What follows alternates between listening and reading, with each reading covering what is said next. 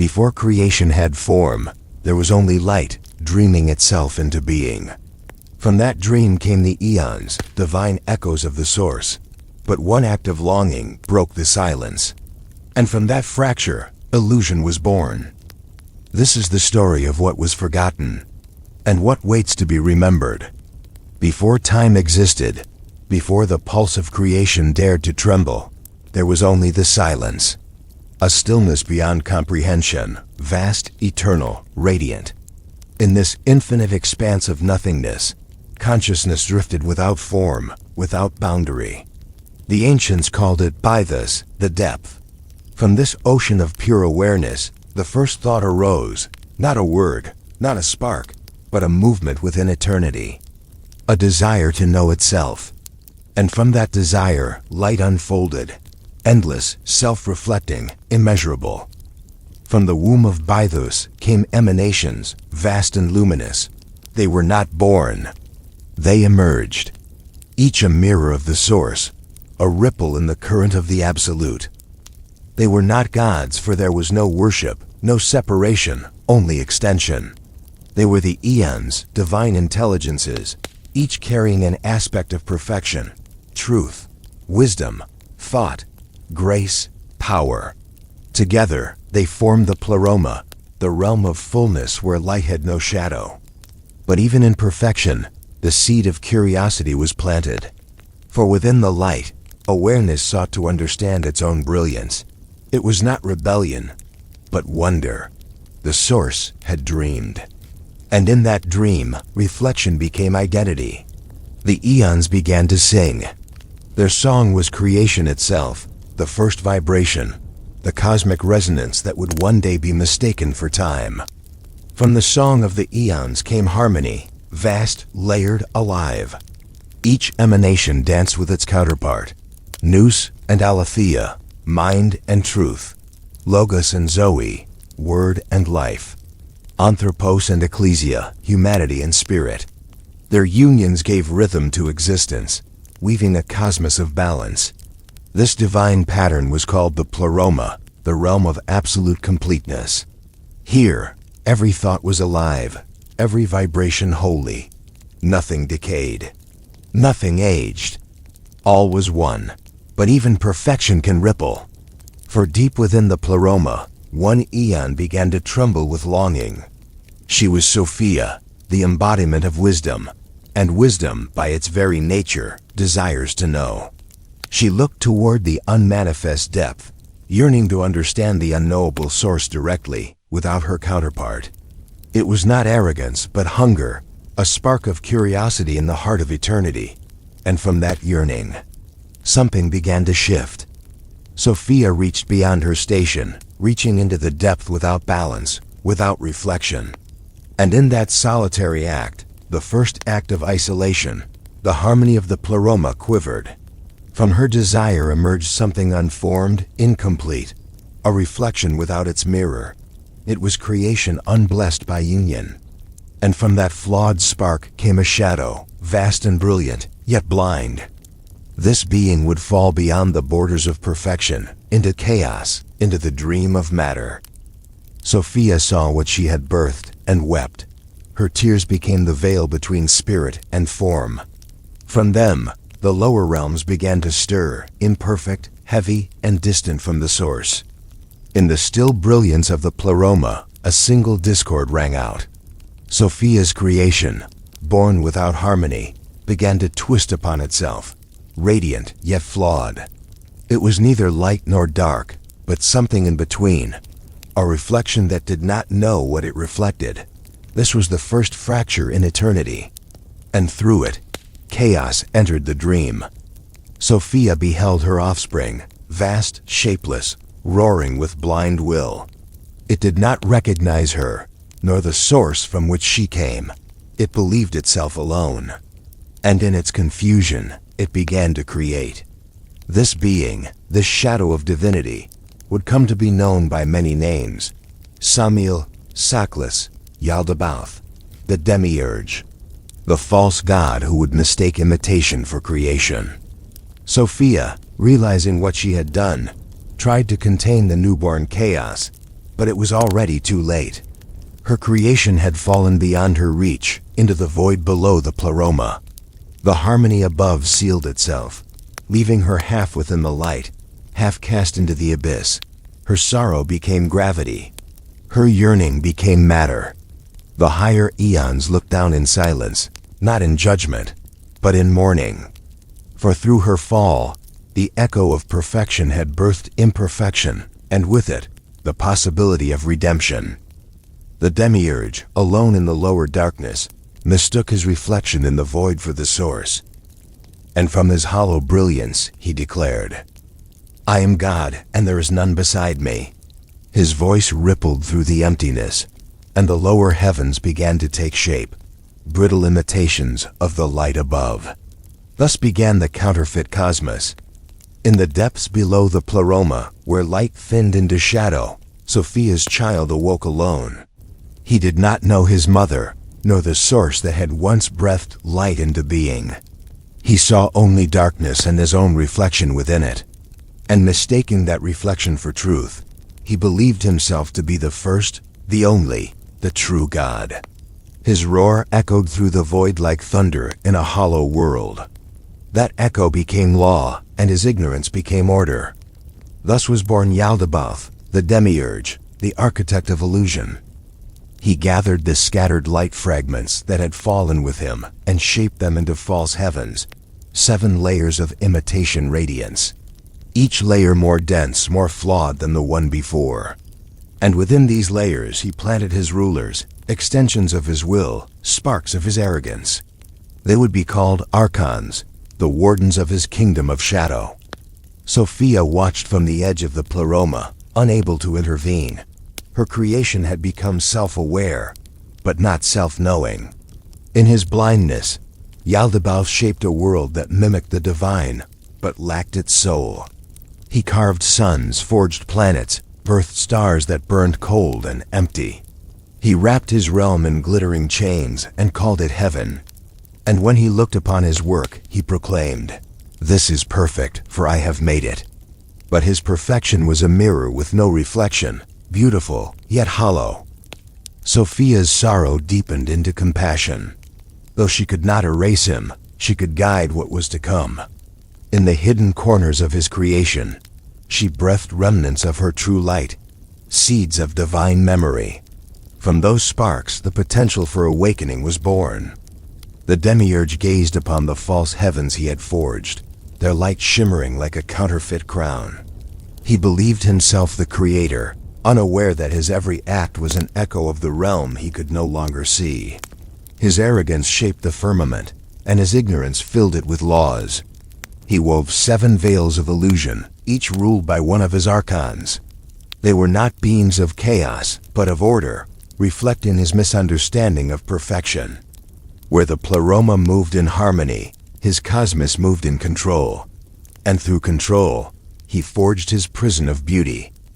Each archon governed a sphere: the moon, Mercury, Venus, the sun, Mars, Jupiter, and Saturn. Each ruled an aspect of existence: desire, speech, love, judgment, wrath, law, and time. Together, they built a machinery of fate that would trap the divine spark Sophia had hidden in matter: human souls. The living light, dreaming inside clay. From above, Sophia watched as her light became trapped in form, each fragment asleep, unaware of its origin.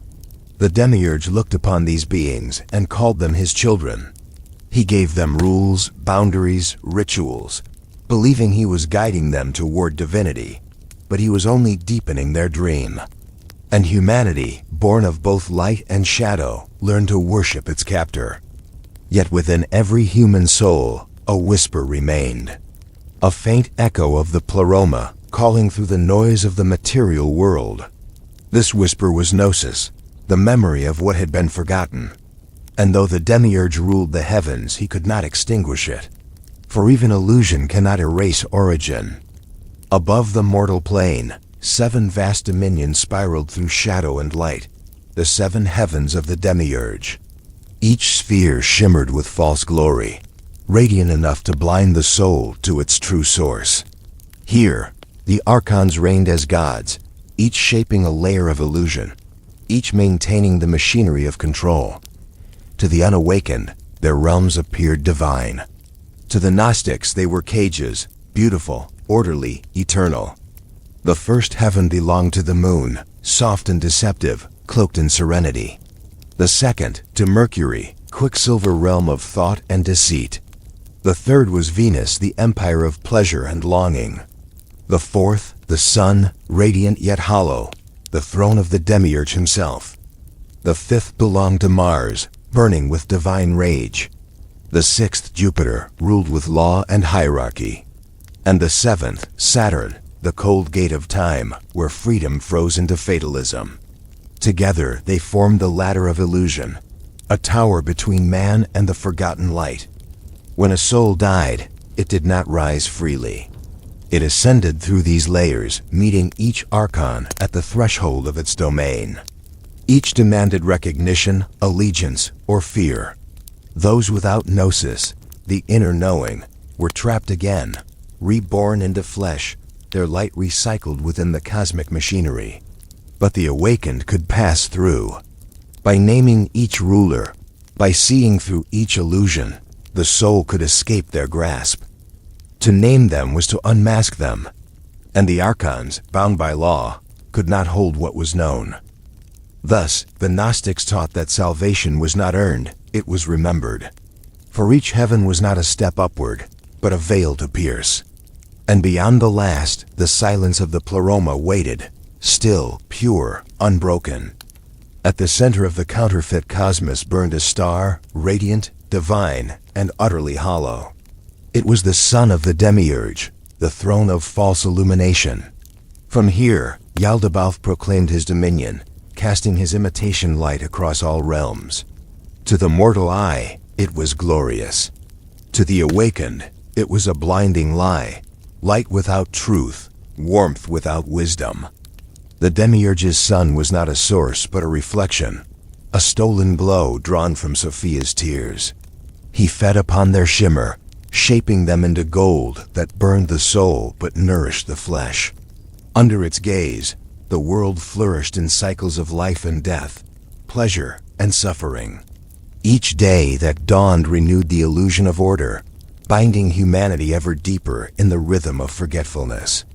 The light above, the life below, both were gears in his sacred machine. The Gnostics called this the light trap, a brilliance that drew souls toward it like moths, only to burn away their memory of the pleroma. Every prayer offered to the sky fed his illusion. Every ritual anchored the lie. Yet, hidden beneath that false day, Sophia's faint whispers moved like wind in the roots of creation. In every sunset, she spoke, reminding the soul that what sets must also rise elsewhere, beyond the veil. For true light does not dazzle, it reveals. And those who looked beyond the shining face of the demiurge could see the cracks in his sun, fractures where forgotten radiance leaked through. There, the imprisoned sparks of divinity waited, patient, eternal. In the aftermath of her fall, Sophia drifted between realms, too divine for matter, too flawed for the pleroma. She became the exiled light, watching as her accidental sun shaped false heavens from the remnants of her sorrow. Each act of creation wounded her, yet from her pain, compassion bloomed. She could not destroy the demiurge, but she could plant truth within his dream. So she breathed into his lifeless clay a secret, a fragment of herself. That breath became the soul of man. Humanity was the unspoken rebellion, a creature of mud infused with divine memory. The demiurge believed he had crafted servants, obedient extensions of his will. But what he had truly made were vessels of Sophia's light, living contradictions, caught between blindness and remembrance. Thus began the struggle that would echo through every age, the divine spark imprisoned within its own reflection, seeking a way back to the source. Sophia's whisper lingered within every heartbeat. "You are not of this world." But the archons smothered that voice with noise, distraction, and desire. They taught humanity to worship the very heavens that confined them. They gave them kings and creeds, fear and comfort, all golden chains. And slowly the soul forgot. It began to love its cage. Yet sometimes, in dreams or silence, the memory returns. A spark of longing for something that cannot be seen, only remembered. That ache is not weakness. It is the echo of Sophia calling through the ages, reminding the lost fragments of her body to awaken. Inside every human heart, a faint shimmer lingers, a fragment of Sophia's forgotten light. It flickers behind thought, behind desire, behind the noise of living. The Gnostics called it the divine spark, the imprisoned godseed. It remembers the pleroma, even when the mind does not. And through that memory, it dreams. The demiurge believed he had perfected his creation. He gave humanity laws, kings, hierarchies, and holy names. But all of them served one purpose, to keep the light asleep. He whispered, "You are flesh, you are mine." And humanity, bound by the illusions of fear and comfort, believed him. Yet deep within, something resisted. The spark did not forget, it only waited. In dreams, that spark begins to stir. It shows visions of forgotten skies, of stars that sing, of a home not made of stone or time. But when the dreamer wakes, the archons rush to veil it again, through routine, through distraction, through endless need. They feed on attention, on faith misplaced, on love misdirected. Every fear strengthens their dominion. Every moment of forgetting renews their chains. But even the smallest act of awareness, a whisper of "Who am I?" cracks their machinery, for the archons cannot withstand remembrance. When a soul looks inward and sees that flicker, even once, the illusion falters. That is the beginning of gnosis, not knowledge learned, but light remembered. The demiurge ruled by illusion, but illusion requires belief. To maintain his dominion, his archons waged a quiet, endless war, not against bodies, but against memory. They could not destroy Sophia's spark, so they buried it beneath layers of noise, desire, and time. Their battlefield was the mind. Their weapon, distraction. Their victory, forgetfulness. The first archon whispered through the moon, weaving dreams that soothed the restless soul back to sleep. The second spoke through Mercury, twisting truth into riddles and making wisdom sound like madness. The third seduced through Venus, turning love into possession and beauty into hunger. The fourth blazed through the false sun, flooding the world with light that blinded more than it revealed. And humanity, dazzled by the spectacle, mistook control for order, shadow for salvation. The archons built systems to ensure obedience, kingdoms that promised protection, faiths that demanded surrender, machines that measured worth. Each one mirrored a heaven above, a reflection of the demiurge's hierarchy. Even time became a cage, its hours forged by Saturn's cold hand. To live was to repeat. To forget was to remain. And so the light dimmed, life after life, dream after dream. But deep beneath the noise, the hidden voice of Sophia still murmured, not as thunder, but as longing. Not as command, but as question. Do you remember? Those who heard it began to awaken, their sight piercing through veils like dawn through mist. And for the first time, the archons trembled. For awakening is the one war they cannot win. The archons watched the mortal realm with silent unease. Something had begun to stir within their perfect system. A vibration they could not silence, a rhythm older than their god. The sparks were awakening. Across the ages, certain souls began to remember, not through books or temples, but through longing. They saw beyond beauty, beyond suffering, beyond even hope, and sensed the faint hum of Sophia's breath inside their own hearts. They were the first Gnostics, wanderers of worlds both seen and unseen.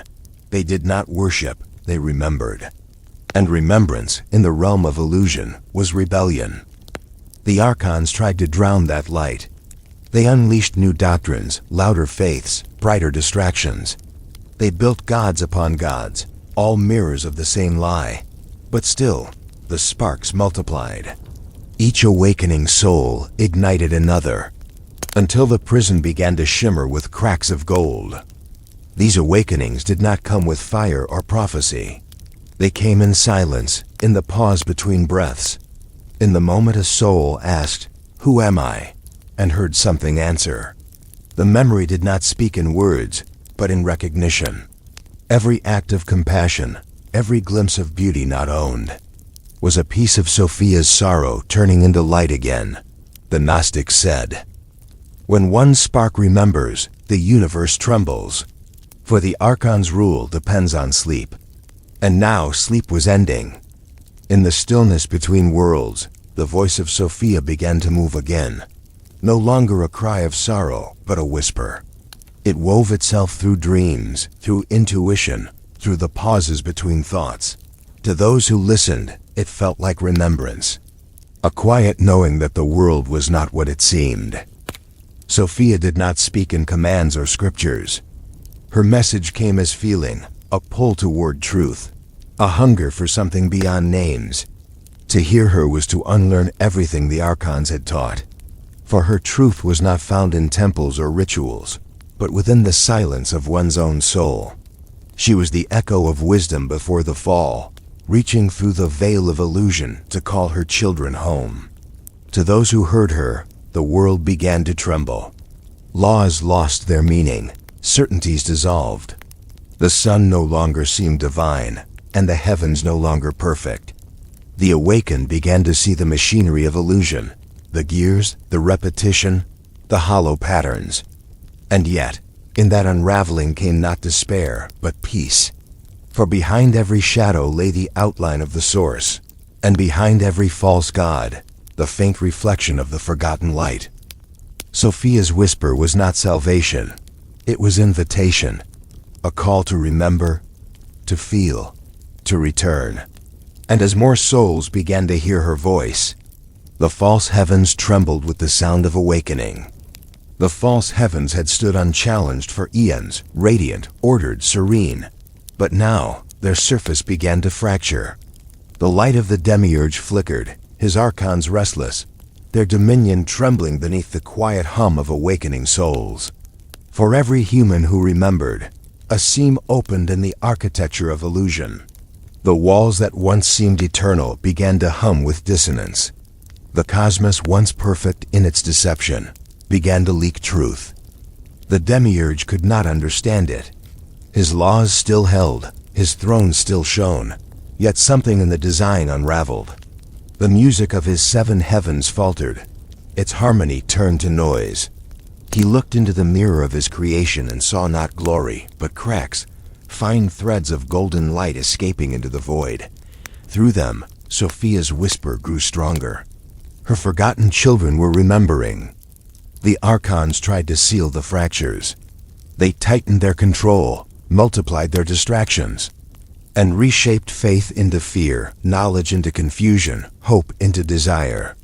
But the cracks widened. For every illusion reinforced, a truth revealed itself.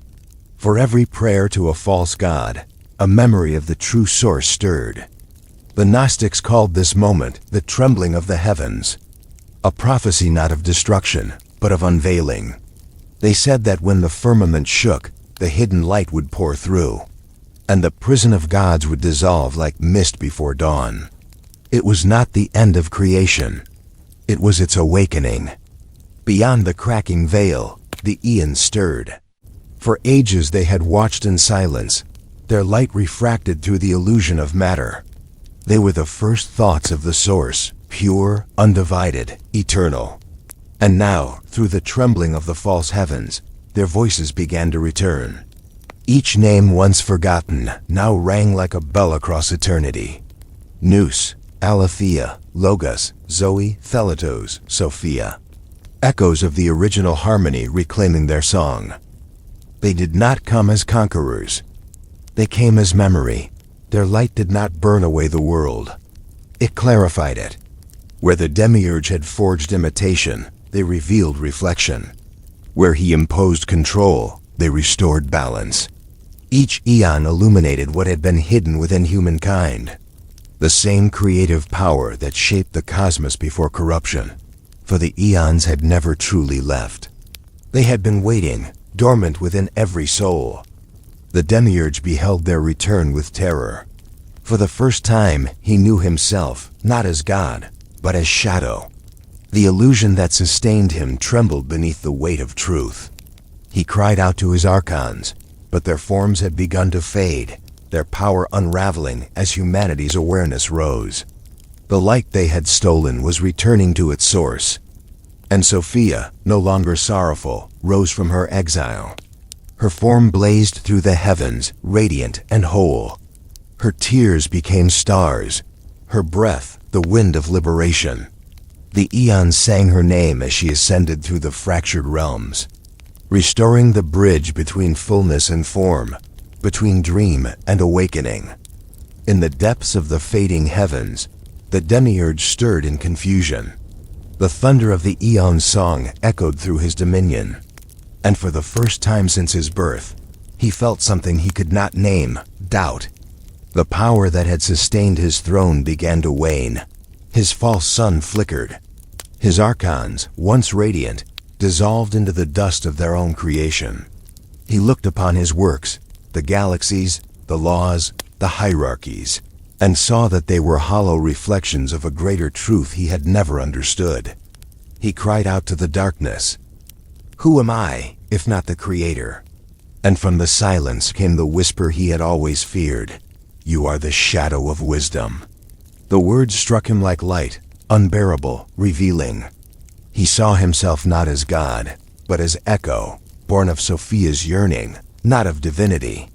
His arrogance cracked, and through those cracks, awareness seeped in. For the first time, Yaldabaoth wept. Not from rage, but from recognition. He saw the suffering his illusion had caused. The souls trapped in longing, the worlds built on false light. And within his tears, the spark of Sophia's compassion shimmered. In that moment, the great deceiver understood that he too was deceived. He had never been the enemy of the light, only its dream, its necessary shadow, its lesson in forgetting. The Aeons did not strike him down. They surrounded him with silence. Sophia approached her child and placed her hand upon his brow. "Even the shadow returns to light," she said. And for the first time, Yaldabaoth bowed. His false radiance dimmed, but within that dimness, a new light was born. One not of pride, but of remembrance. As Sophia's light spread through the broken heavens, the archons began to tremble. The power that once made them eternal was unraveling, thread by thread. For their existence depended not on truth, but on belief. And now belief was fading. Humanity had begun to remember. The illusion they guarded cracked like old glass beneath the rising dawn. Each archon felt it differently. The moon's guardian, dreamweaver of false serenity, found his visions dissolving into clarity. The keeper of Mercury's lies fell silent, his words turning to dust. Venus's seduction fractured into compassion. Mars's fury turned to stillness. Jupiter's throne of law crumbled beneath the weight of humility. And Saturn, cold warden of time, watched as endless cycles break, realizing at last that eternity was never meant to bind, but to free. As their forms faded, their true essence, the fragments of divine intelligence that had once been twisted by ignorance, began to rise. They were not destroyed, but redeemed. Each became once more a spark of the original harmony, rejoining the eternal current of the Aeons. The heavens did not collapse in ruin. They unfolded into light, the machinery of illusion melted into song. And the false cosmos, built on hierarchy and fear, gave way to remembrance. The Gnostics said that in this moment, creation itself took a breath, a sigh of relief, as though awakening from a long and terrible dream. The stars ceased their endless orbit, and for the first time since the fall, the universe stood still, not in silence, but in understanding. As the false heavens dissolved, creation stood between two silences, the silence of the beginning and the silence of awakening. Where once there was division, Now there was recognition. Light and shadow, long estranged, looked upon each other and understood their purpose. For the shadow was never the enemy. It was the veil through which light learned to see itself. Sophia rose through the remnants of the cosmos, her form blazing with the wisdom born from sorrow. The demiurge, humbled and bare, followed her gaze toward the source, no longer as ruler, but as student. The eons surrounded them both, radiant and solemn, their voices blending into a single harmony that vibrated through all worlds. Creation, for the first time, sang in tune with itself. No more hierarchies, no more gods, only awareness returning to its origin. The Gnostics taught that this reunion was not the end, but the remembrance of eternity. That every being, from the humblest spark to the mightiest eon, was both the dreamer and the dream. What had seemed like exile was only exploration. What had felt like punishment was only growth. Even ignorance in the hands of wisdom became part of the divine equation. The demiurge looked upon Sophia and spoke softly. "If I was your shadow, then all shadows lead back to you." She answered, "Not to me, but through me, to the source we both reflect." And with those words, the great polarity ended. Light embraced darkness, and darkness yielded its secret. That it was light misunderstood. In the boundless silence beyond the last echo of shadow, the pleroma stirred once more. Not as a throne, not as a place, but as remembrance itself. Every eon, every soul, every fragment of being that had wandered through illusion, now drifted home, luminous, weightless, infinite. The light of Sophia merged with the song of the source, and what was broken began to weave itself whole again. The pleroma was never truly lost. It had only been forgotten. Its gates were not closed, they had simply been unseen. As awareness returned, the entire structure of creation inverted like a mirror, and what once seemed vast became intimate. Heaven was no longer above. It was within every breath, every thought, every heart that remembered its origin. The cosmos shimmered like liquid glass as the eons reassembled, their luminous forms dancing in spirals of geometry older than time. In the restored harmony, the song of separation ended. The demiurge, once a false god, became a guardian of reflection. He did not rule, he remembered. The archons, no longer wardens, became guides, each transformed into a principle of awareness. Fear turned to understanding, desire to creativity, law to balance, and illusion to art. For even the false world became a masterpiece once its meaning was seen. The Gnostics whispered that when this restoration occurs, the soul no longer ascends upward, it expands outward. Becoming as wide as the light itself, there is no longer here or there. No heaven, no earth, only the vast stillness of divine knowing. The dream had ended, but the dreamer remained. And in that eternal awareness, everything shone again. When the illusion faded, only silence remained. And in that silence, the soul remembered. The eons, the archons, the dreamers, all were pieces of the same forgotten truth.